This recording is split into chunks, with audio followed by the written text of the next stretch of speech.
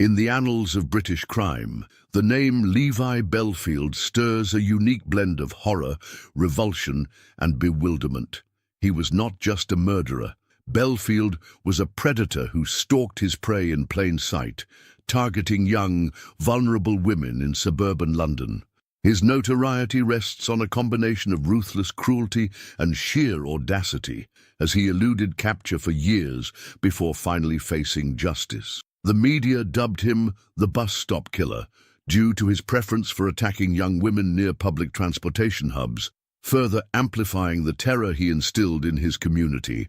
Bellfield's crimes are marked by brutality, senselessness, and a chilling detachment from human empathy.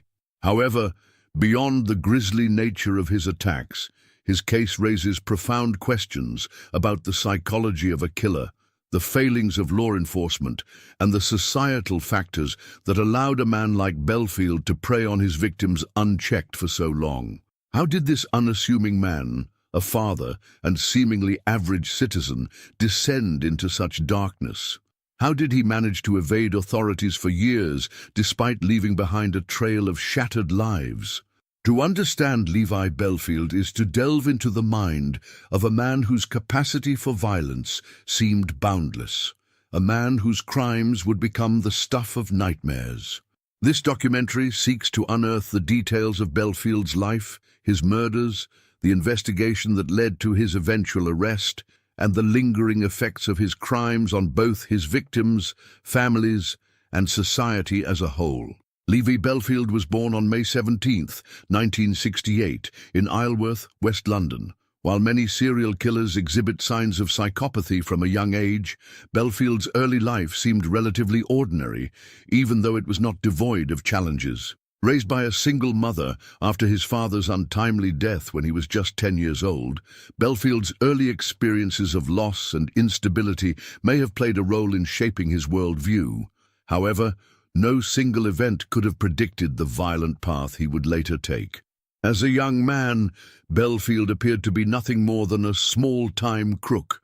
He dabbled in petty theft and was known to local authorities for minor offences, but none of these early transgressions hinted at the monster he would later become.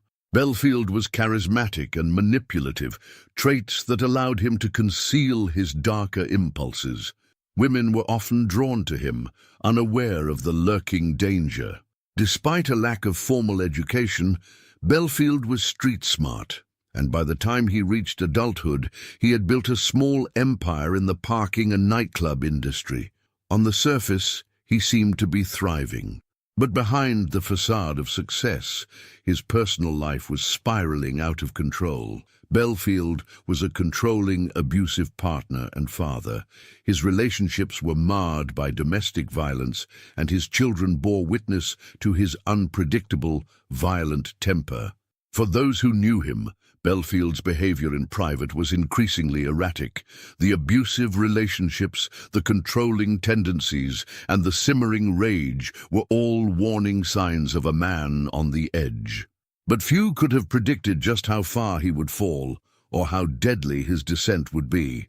Levi Bellfield's reign of terror officially began on March 21, 2002, when 13-year-old Amanda Jane Milly Dowler vanished on her way home from school in Walton-on-Thames, Surrey. Milly was last seen near a railway station just a short distance from her home.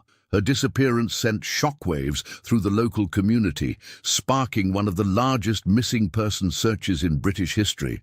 For 6 agonizing months, her family clung to the hope that Milly would be found alive. However, that hope was shattered when, in September 2002, her skeletal remains were discovered in a secluded woodland area in Hampshire.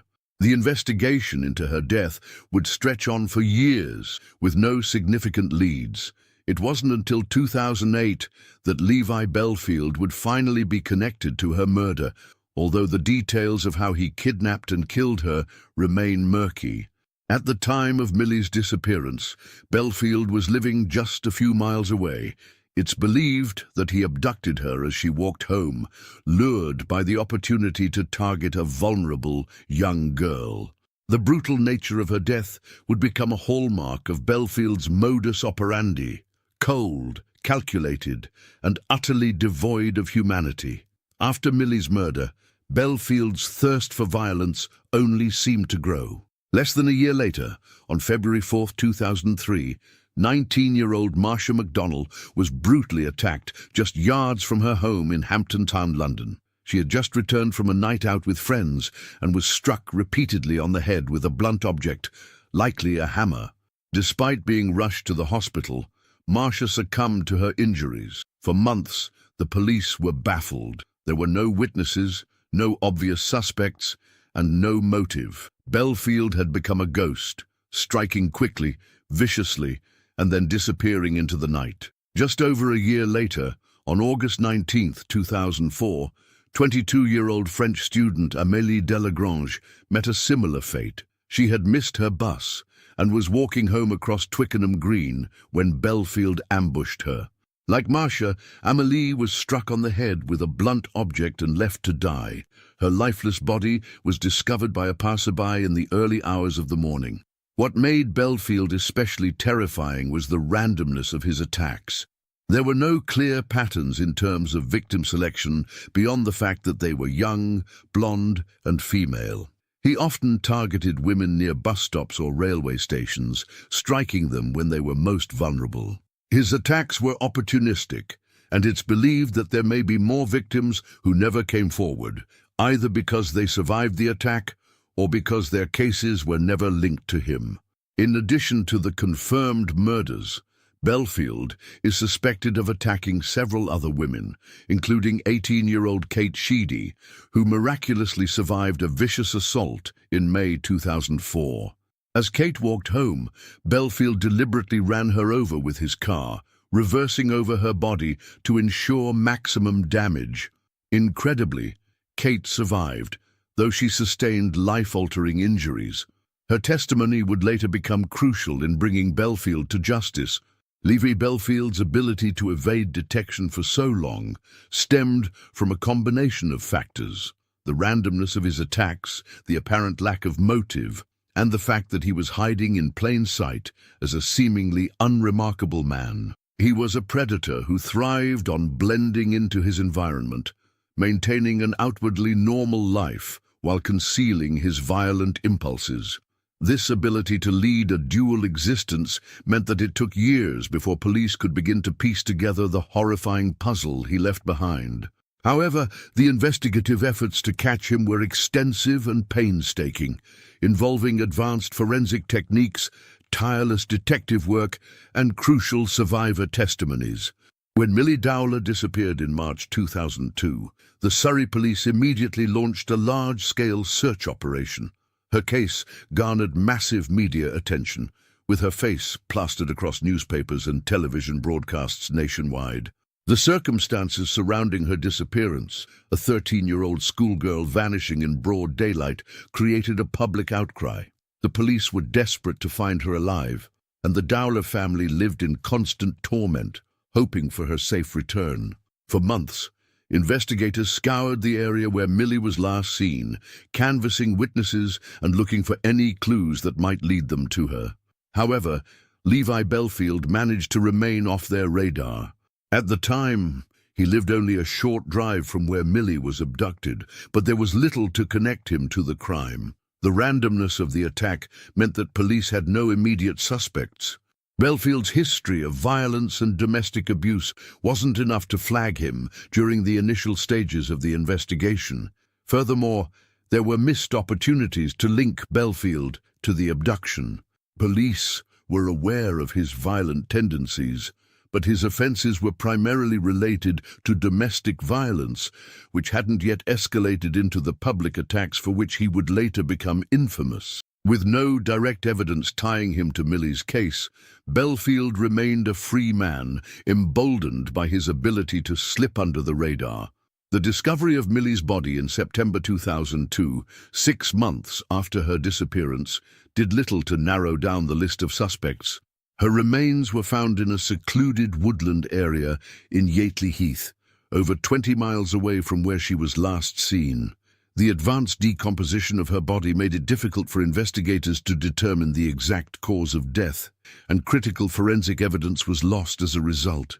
The investigation stalled, and Bellfield remained at large. The murder of 19-year-old Marsha McDonnell in February 2003 marked a chilling escalation in Bellfield's killing spree.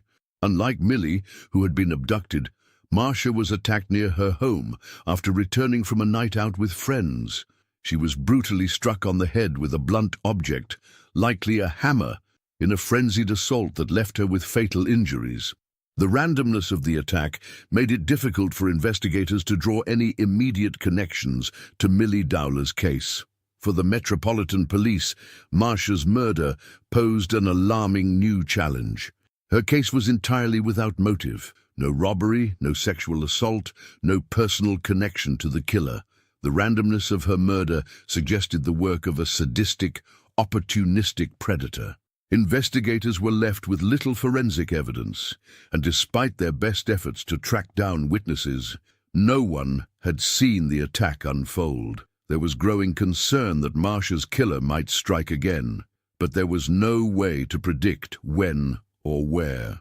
Bellfield once again remained unnoticed. He lived just a few miles from the scene of Marsha's murder, but managed to avoid suspicion. His ability to blend into suburban life, operating as a nightclub bouncer and car clamper, helped him remain invisible to law enforcement.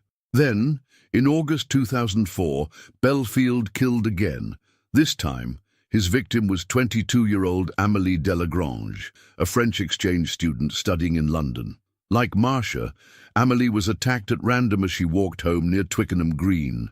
The brutal similarities between Amélie's and Marsha's murders, both victims were struck with a blunt object near bus stops, did not go unnoticed by detectives. Finally, they began to suspect that a serial killer was targeting women in southwest London. Amélie Delagrange's murder was the catalyst that intensified the investigation and brought Levi Bellfield into the frame as a prime suspect.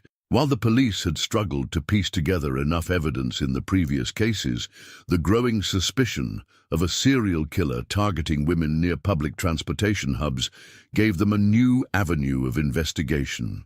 The decision to comb through CCTV footage in and around the Twickenham area would ultimately lead to the breakthrough they so desperately needed. CCTV played a pivotal role in the hunt for Bellfield. Detectives reviewing footage from the night of Amélie's murder discovered images of a white van in the area where her body was found. The same vehicle was also seen near the location of Marsha McDonnell's murder, and its appearance in both locations couldn't be a coincidence. The van became a critical lead for investigators, prompting them to focus on individuals who owned or operated similar vehicles. Further investigation revealed that Bellfield owned a white Ford Courier van, which matched the description of the vehicle seen on CCTV. Additionally, he had been in the vicinity of both Marsha and Amélie's murders, which placed him at the scenes of the crimes. Detectives began to build a profile of Bellfield, delving into his personal history and uncovering a disturbing pattern of violent behavior, particularly towards women.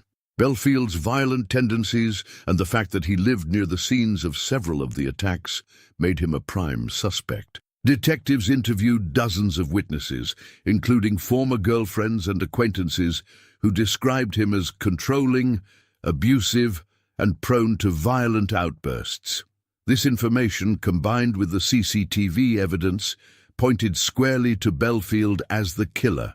One of the key factors in securing Bellfield's conviction was the testimony of Kate Sheedy, an 18-year-old student who had survived a horrific attack at his hands. On May 28, 2004, Kate was walking home after a night out with friends when she noticed a van following her. As she crossed the street to avoid the vehicle, Bellfield deliberately swerved and ran her over, reversing the van over her body to ensure maximum injury. Remarkably, Kate survived the attack, though she suffered life-threatening injuries, including a punctured lung and broken ribs. Kate's survival would prove crucial to the investigation. After months of recovery, she bravely came forward to give a detailed account of the attack, describing the white van that had followed her and the man who had been driving it. Her description of the vehicle matched the van linked to the murders of Amélie and Marsha, providing detectives with a vital piece of evidence. Kate's testimony also offered insight into Bellfield's brutal nature, his willingness to use his van as a weapon to strike down his victims. Bellfield's method of attack, using a vehicle to ambush and overpower his victims, fit with the profile that detectives had been building. Kate's account, combined with the growing body of evidence linking Bellfield to the crime scenes, gave investigators the confidence to move forward with their case. On November 22, 2004, Levi Bellfield was arrested at his home in West Drayton, London. The raid was the culmination of months of painstaking detective work, and while Bellfield initially denied any involvement in the murders, the evidence against him was mounting. Police searched his home and vehicles, gathering forensic evidence that would later prove critical to his conviction. Bellfield's arrest sent shockwaves through the community. He'd been living a relatively normal life, running a car, clamping business and raising his children, all while carrying out a series of brutal murders.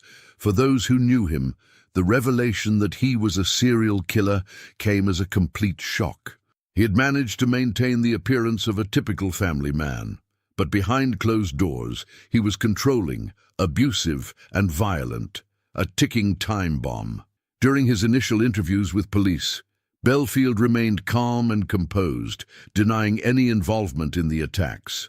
However, his demeanor began to unravel as detectives presented him with the overwhelming evidence linking him to the murders. The CCTV footage, forensic evidence, and witness testimonies painted a clear picture of a man who had been methodically targeting and killing women for years. The investigation into Levi Bellfield was a masterclass in modern detective work, with advancements in forensic technology and surveillance playing a key role in his eventual capture.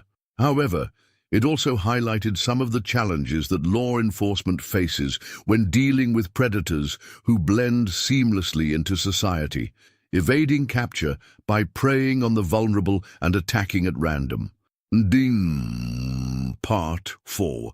The Trial and Conviction.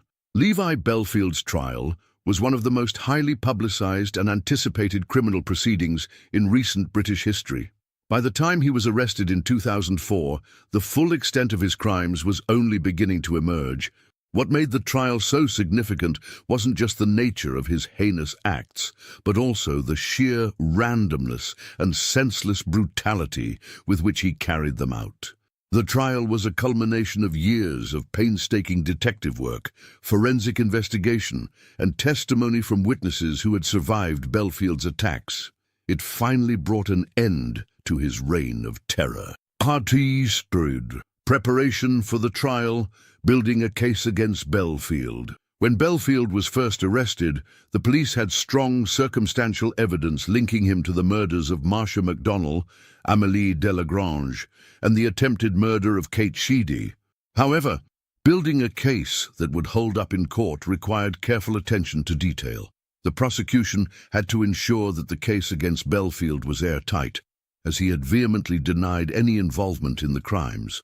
His legal team was determined to discredit the evidence and cast doubt on the credibility of witnesses. The key pieces of evidence that would be used against and other clues that tied him to the locations. Several witnesses played key roles in the case, including the survivors of his attacks, such as Kate Sheedy.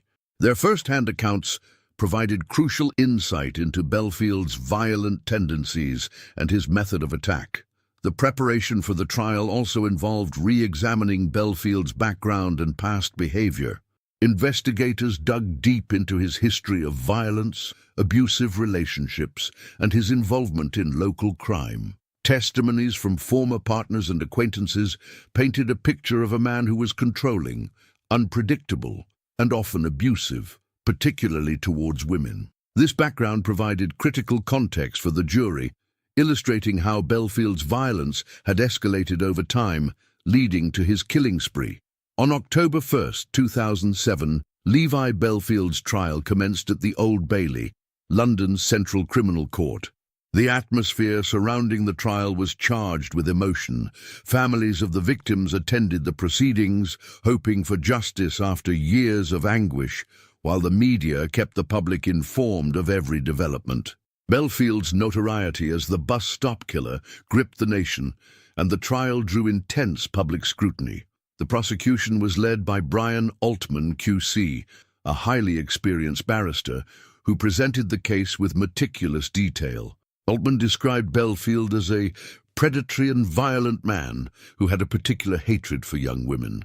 He explained to the jury that Bellfield had carried out a series of random, unprovoked attacks, each more violent than the last, targeting women in vulnerable situations, such as walking home alone at night near bus stops or train stations. Altman's narrative painted a chilling picture of a man who derived pleasure from inflicting pain and fear on his victims. Bellfield, who had been held in custody since his arrest, maintained his innocence throughout the trial. His defense team attempted to poke holes in the prosecution's case, suggesting that the evidence against him was circumstantial and that the police had been under pressure to find someone to blame for the murders. His lawyers argued that the CCTV footage wasn't conclusive and that there were no definitive links between Bellfield and the crime scenes.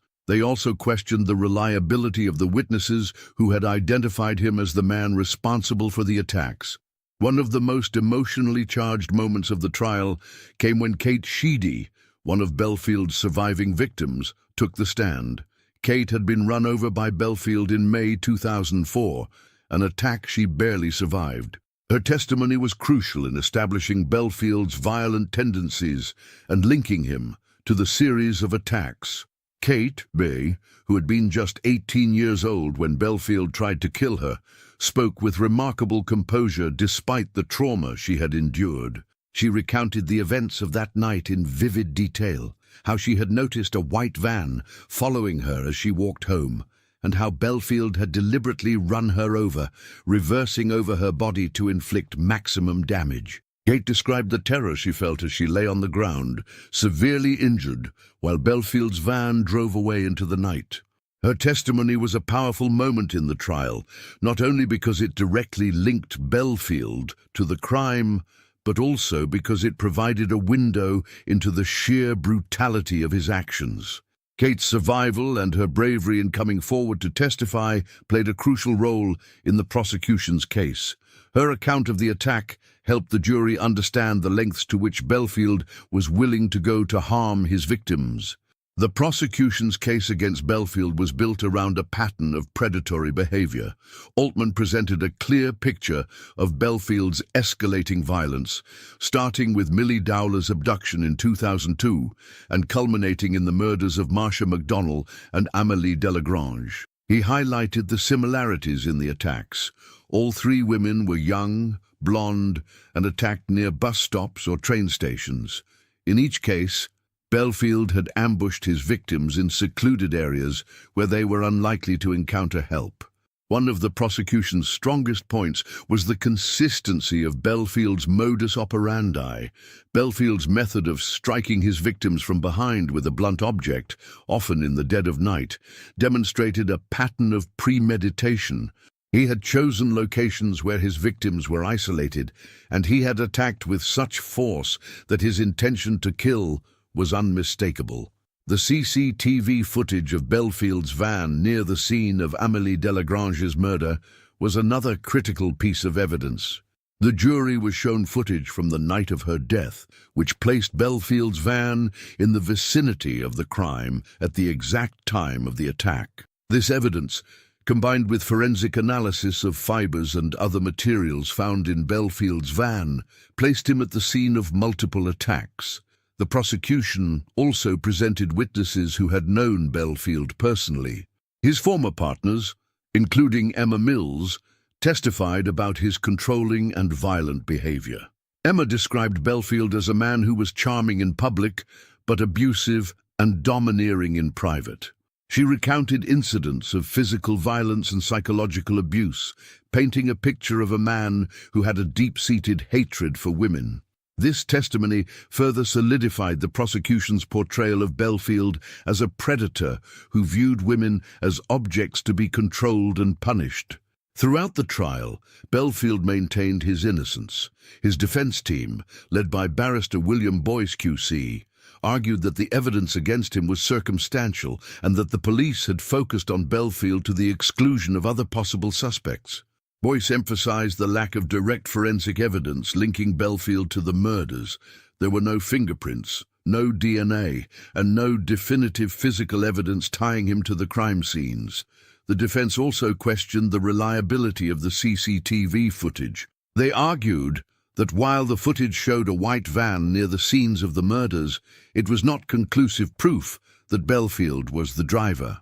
Boyce suggested that the van could have belonged to someone else, and that Bellfield had been wrongly identified by the police in their eagerness to solve the case. Moreover, the defense team tried to discredit the witnesses who had testified against Bellfield, suggesting that their accounts were influenced by media coverage of the case. They pointed out that many of Bellfield's former partners had personal grudges against him and could have been motivated to exaggerate or fabricate their stories. Bellfield himself chose not to take the stand in his defense, a decision that raised eyebrows among the jury and the public. His refusal to explain his movements or account for the evidence against him was seen by many as an admission of guilt, even though his legal team insisted that the burden of proof was on the prosecution. After months of testimony, cross-examinations, and expert witness reports, the case was finally handed over to the jury. The deliberations were tense and lengthy, as the jury considered the mountain of evidence presented to them. The families of the victims waited anxiously for a verdict, hoping for justice after years of uncertainty and grief. On February 25, 2008, the jury returned its verdict. Levi Bellfield was found guilty of the murders of Marsha McDonnell and Amélie Delagrange, as well as the attempted murder of Kate Sheedy. He was sentenced to life imprisonment without the possibility of parole. The judge described Bellfield as a cruel and pitiless killer who had targeted vulnerable women for his own sadistic pleasure. The verdict brought a measure of closure to the families of Marsha, Amélie, and Kate. However, for many, the pain of losing their loved ones would never fully heal. Bellfield's conviction marked the end of his reign of terror, but the scars he left on his victims' families and the wider community would endure for years to come. Even after his conviction, Bellfield's name continued to dominate headlines. In 2011, he was finally charged with the murder of Milly Dowler, nearly a decade after her death. The trial brought renewed attention to the case and to Bellfield's monstrous behavior. During the trial, he showed no remorse, refusing to give evidence or explain his actions. Once again, the court found him guilty, and he received a second life sentence.